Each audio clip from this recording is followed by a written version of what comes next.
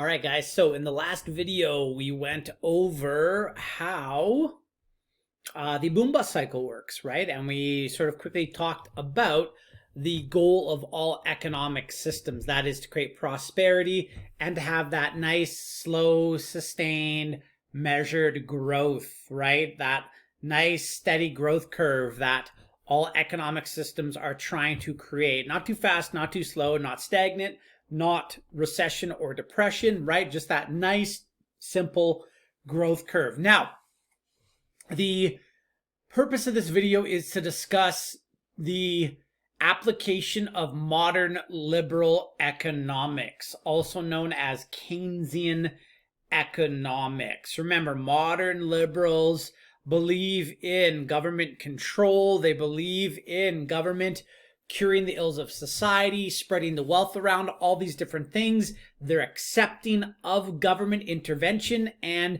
as we will see, guys, in this, according to a Keynesian or a believer in modern liberal economics, there's a very specific set of rules that should be followed according to whether you are in a boom or a bust cycle. So let's move forward. So Keynesian economics, and by the way, it's Keynesian, not Keynesian economics, or I've heard it pronounced other ways strangely. I don't get it. His name is John Maynard Keynes, not Keynes or something weird.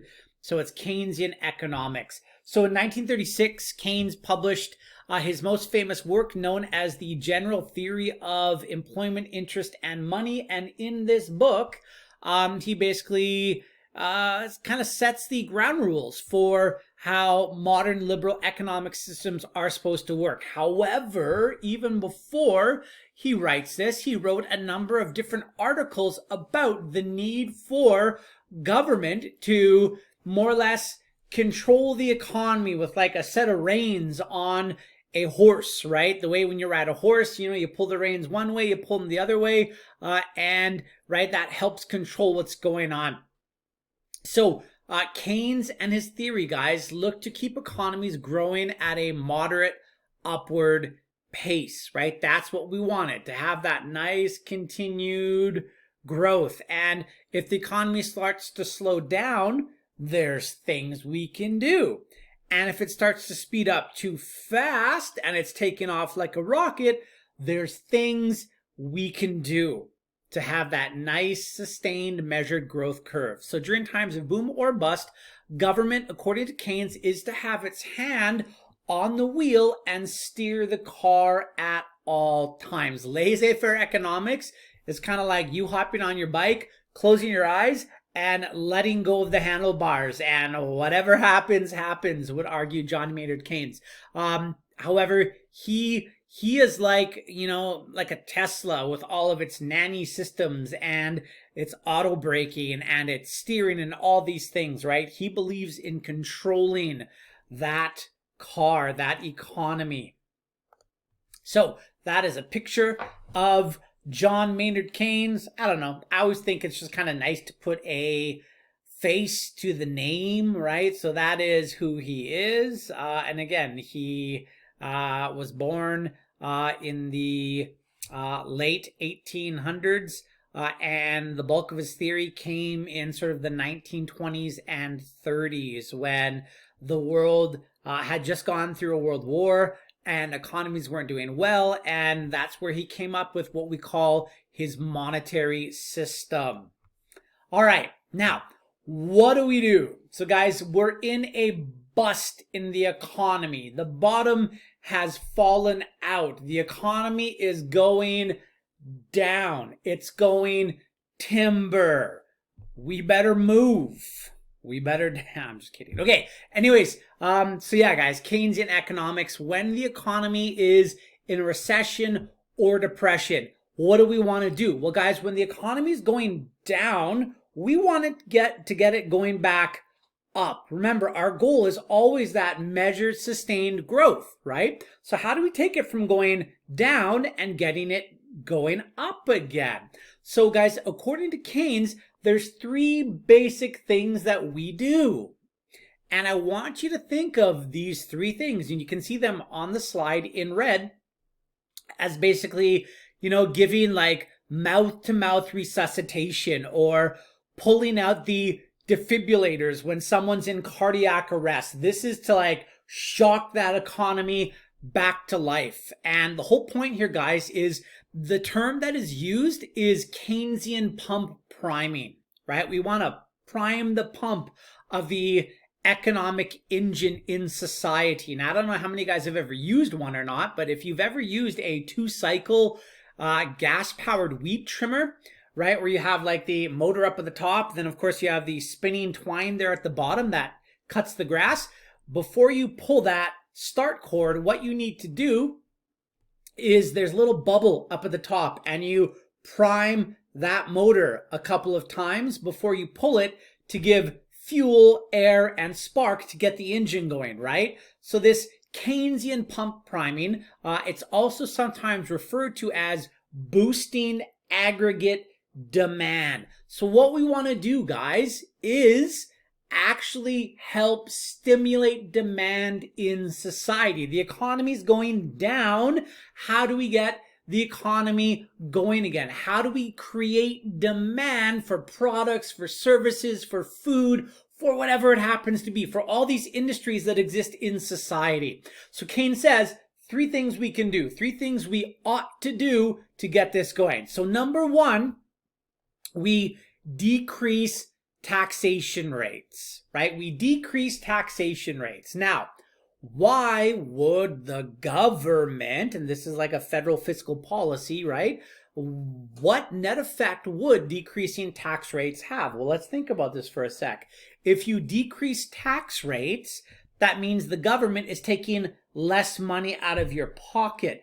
If the government is taking less cheddar from your jeans, what's going to happen is you're going to have more disposable income. And if you have more disposable income, what are you going to do with it? Well, you're going to dispose of it, right? Cue the meme, boom, boom, boom, boom. So guys, you're going to dispose of it. So if we decrease taxes, it leaves more money in people's pockets. And what are they going to do with it? They're going to spend it. Now, is spending money good for the economy? Is it going to help take the economy going like this and bring it back up like that? Absolutely it will. It will help generate demand for employees, for products, for services, for all these things that get the engine of the economy going. Hence the term, when we talk about Keynesian economics, the idea of demand side economics, right? The opposite of Keynesian economics, what's used by neoconservatives, is called supply side economics. Those 2 terms you definitely want to know as a student of Social 30. You just got to know, you have to know that Keynesian economics is associated with demand side economics. And it's called demand side economics because what Keynes is trying to do with his economic theory is boosting aggregate demand, as I mentioned before. So decrease taxes, that's going to get things going, right? It's like mouth to mouth. It's like those defibrillators, right? Clear, boom, and it's shocking it back to life. All right. Second thing we do when it comes to the economy during a bust cycle, right, during a recession or depression, is we increase government spending. Sometimes, guys, this is known as deficit spending. The word deficit means to go into debt. The government actually spends money it doesn't have. It goes into debt. Right? It's like when you max out your credit cards and then get a line of credit, you're going into debt, right? Now, why does the government do this? Well, let's think about this for a sec, guys. First of all, where it says increase government spending, right? Here, what we're looking to do, guys, is spending on what? I mean, what are we going to spend money on that's going to help the economy? And the answer is infrastructure projects, large public spending projects that need lots of people to work on them. So the government, guys, starts spending on what are called infrastructure projects, schools, railroads, dams, hospitals, bridges, right? Large pieces of infrastructure that require a lot of people to work on them. Now, how does this help the economy? Well, let me tell you. When these large projects are being funded by government, well, you're going to need workers at these projects. Typically during a bust where the economy slows down, people are being laid off. They're being let go, right? And we're seeing that right now with the COVID-19 pandemic, right? Workers have been let go. So when the government goes into deficit spending and starts to fund infrastructure projects, guess what? We need people for those projects. Those people will get a paycheck for working at those projects. And when those people get paid, they have more money in their pocket. And when they have more money in their pocket, what are they going to do? What are they going to do? They're going to do this. Cue the meme. They're going to spend that money. Now that they have a job, they're going to start to feel confident. They're going to start to go out again. They're going to help get the engine of the economy roaring again, which is good. And guys, that's the second measure that Keynes suggests. And then the third measure that Keynes talks about, and this one's a little bit more difficult to understand, but look, guys, let's talk about this for a sec. So when people buy big ticket items, they use credit, right? Credit, it's like a loan. And when you get that loan known as credit from whether it's like a bank or whoever, right? Typically it's from a bank. You have to pay interest on that money that you're borrowing, right? Banks love lending out money to people in the form of things like mortgages because, you know, over a 25-year period, you know, that's typical for a mortgage. Maybe now with housing prices going up, it's more like 30, 35 years. As you're paying that mortgage over the years and you're also paying interest on the money that you borrow, the bank makes a ton of money. Now, when money is expensive to borrow, when interest rates are high, people don't borrow money. They just don't. And when they don't borrow money, they're not buying quads and skidoos and jet skis and cars and houses, all these things that we use credit to buy. People just won't because it's an unaffordable luxury. However, if you take interest rates and you bring them down from, let's say, like 10% to 3%, all of a sudden that payment that you have to make on that luxury item or that necessity, right, like a house, goes down dramatically, right? It goes from being unaffordable at 10% to being affordable at 3%. Or in the case of right now, like guys, I was just watching TV last night and right now there's car manufacturers who are offering 0% financing, zero, nada, nothing over 84 months. Now, why? Why are they doing that? They're trying to encourage you to buy cars. Right now, interest rates on loans like mortgages are like 3%, very, very low. Why? Because they want to still encourage people to go out and spend money on things like homes and stuff like that. So when you decrease the prime lending rate set by the government, right? Here in Canada, it's set by something called the Bank of Canada. When you decrease that prime lending rate, borrowing money becomes cheaper. And when borrowing money becomes cheaper, people borrow money. And when they borrow money, they start to spend it. Cue the meme. So guys, all of these three things are akin to helping stimulate economic activity because it makes people more willing to spend money.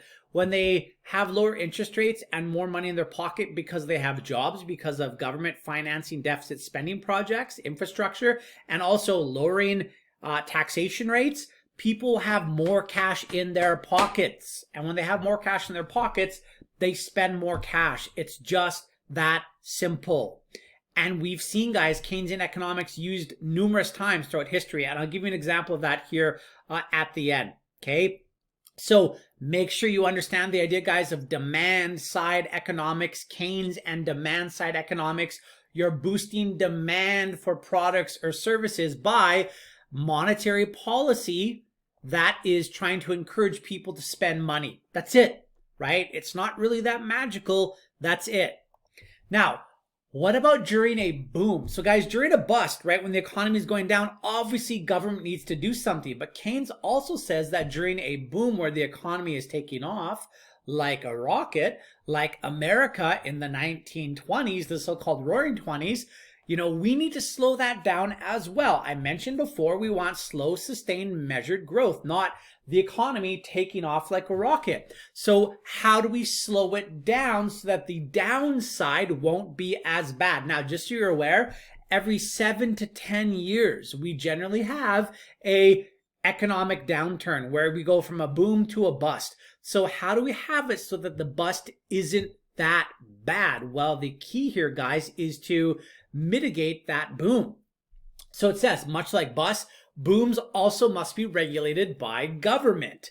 And during times of economic prosperity that is unchecked, people are spending too much money, right? Guys, think about it. Like in the 1920s in America, the Roaring 20s, people were just forking out that money like there was no tomorrow, right? They thought the good times would never end. And it was the same way here in Alberta in the late 19 or 2000s, like early 2010s, right?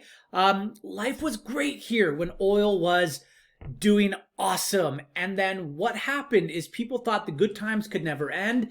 And then eventually they did. We see a drop in oil prices. What happens to the resultant housing prices in the area? Well, people start to move out. Housing prices go down. There's less demand for products or services in Alberta now. People start to move away. That causes housing prices to drop even more. So it's not a good situation. So to slow booms down, there's 3 things that we need to do. And there's no real magic here because they're the opposite of what government does during a bust. So to slow down, to pump the brakes on the economy, first thing we do is we increase taxation rates. Now, we increase tax rates for 2 very good reasons. Number 1, we increase tax rates because this becomes a nest egg for when the bust happens so that we have money to put towards infrastructure projects. Right? They always say to save for a rainy day. That's what the government can do as it increases taxation and has more revenue. Now, with that being said, guys, when you increase tax rates, people have less disposable income. And instead of having the money flying out of their hands, they're going to hold on to it and maybe tuck it under the mattress. So you increase tax rates. And what this is going to do, guys, is this is going to make people less willing to spend money, or they'll just have less of it to spend because the government is taking more of it. This starts to slow down the economy.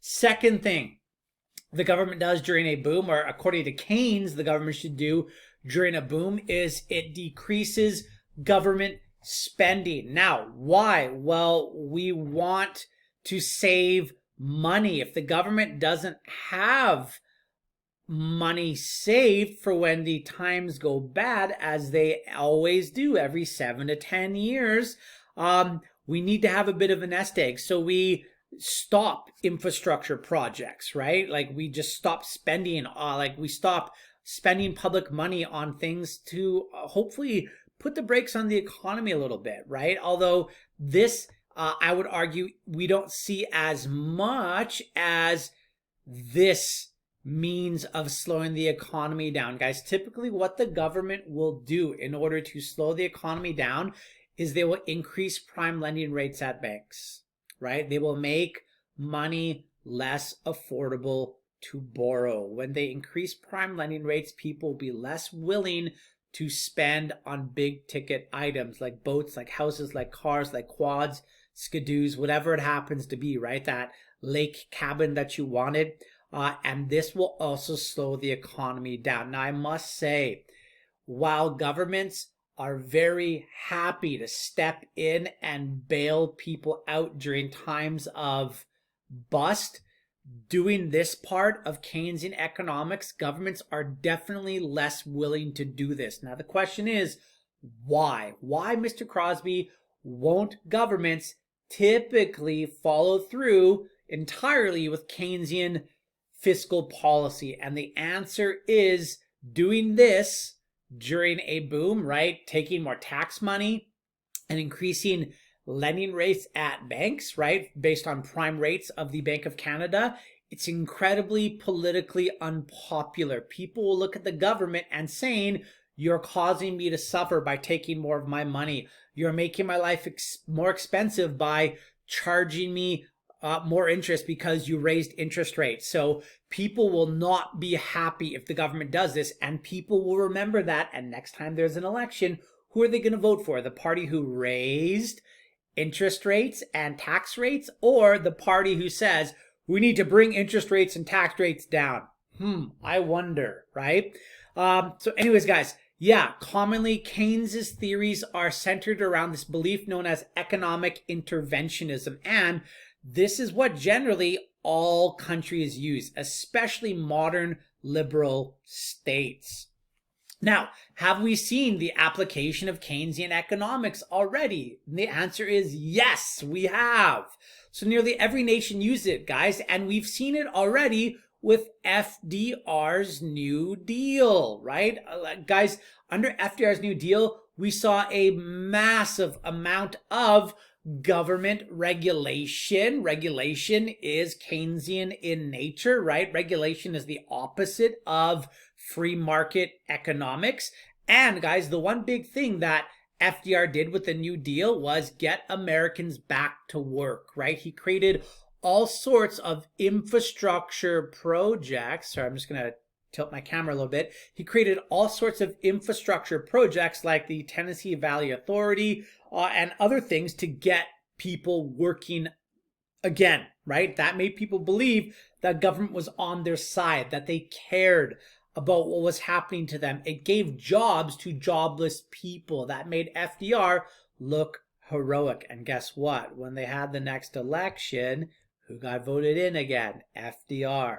Like I said, it's very popular when government rescues people when they're down in the dumps. Now, we've also seen it, guys, Keynesian economics used by Adolf Hitler, right? When Hitler came to power in 1933, guys, Hitler expanded something known as the Reichsautobahn system, right? The Autobahn system, which was this massive highway system. It's infrastructure that got people back to work. And it worked very, very well. In 2007, in response to the subprime mortgage crisis, the Canadian government started something known as the Economic Action Plan, or Canada's Economic Action Plan. Seamless edit. And guys, in this graphic here, what we have is, it's kind of hard to see, but every single one of these dots represents an infrastructure stimulus that was paid for by the Canadian federal government to get Canadians back to work in the hardship that started in 2007 in response to the subprime mortgage crisis, which started in America, but because our economy is so tied to the American economy, when their economy started to go down, it pulled us with it as well. Our economy started to suffer. When the largest economy in the world and our neighbor starts to take a hit, so do we. So again, the Canadian federal government spent that money, went into deficit spending mode, and provided Canadians with jobs, schools, roads, etc.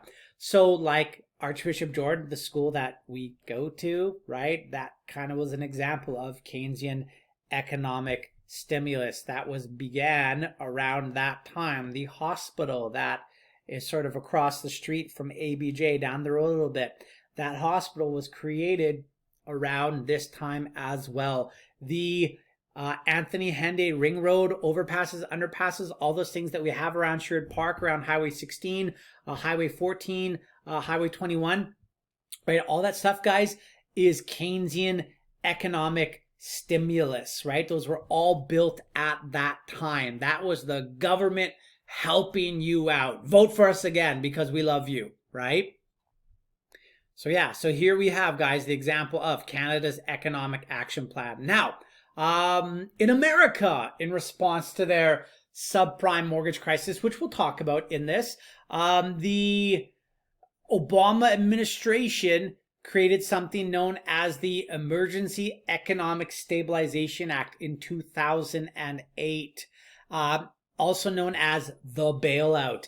And what the government did is it pumped almost $1 trillion into the American economy so that businesses wouldn't collapse because of lack of demand, because of the economy slowing down, to prop them up and help them out. And guys, the CERB, right, the Canadian Emergency Response Benefit that many people right now in Canada are taking advantage of, where the Canadian government is giving you $2,000 a month, right? That is Keynesian economics. That's putting money in your pocket in a time of economic downturn, right? They're just bypassing the working right now, because you can't, right? If you're working, it's dangerous right now. You could be passing on the coronavirus, right? You want to be coughing, passing off the COVID.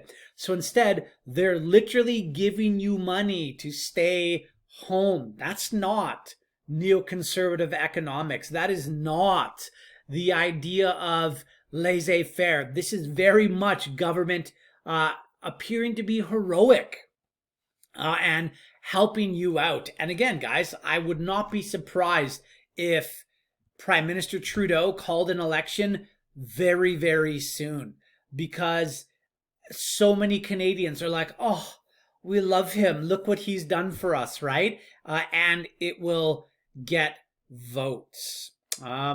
So yeah, it says, guys, why did government step in to provide assistance as per the dictates of Keynesian economics? Because they get to appear heroic.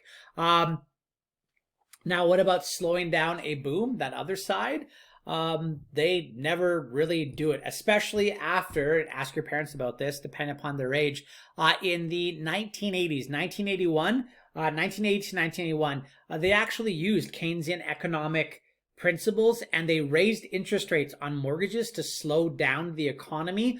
And mortgages at one point in Canadian history, in the early 1980s, hit almost 20% as far as interest rates. And I was reading an article about this actually, and they mentioned how that on a house that was like $180,000, these people who were living back in those days, they were paying $2,000 a month for that mortgage, which is crazy back in the 80s, right? The amount of interest they paid was nuts. Just to give you an example, like right now, the house that I'm living in, it's not a $180,000 home, it's a $500,000 home. And my interest rate is, I'm going to say 2.54%. And I'm paying $1,300 a month. So I'm paying $700 a month for a house that's valued 2.5 times that house in the 1980s, yet my payment is significantly less. So from the 1980s, I would argue the government of Canada or of the US will be much less willing to increase interest rates, because it's basically political suicide for any government to go down that road again. As perhaps necessary as it might be at times, they just won't do it. Okay, whew, that was a lot of material. Look at us, 28 minutes. Wow, we're good. Okay, anyways, guys, if you got questions, always hit me up, right? You can ask me questions via email, or when we have our office hours, we can sit down and go through this material. Yeah, so hopefully you're doing well. Hopefully that makes sense. In the next video, we're going to talk about the Chicago and Austrian School of Economics, and it's quite simple, right? The answer during times of boom and bust is do nothing. Do nothing. But there's two other things they suggest we need to do in order to have a strong, robust economy, and we'll look at those in the next video. All right, peace. Love you guys as always. Take it easy. Stay cool. 29 minutes. Look at us go. Bye.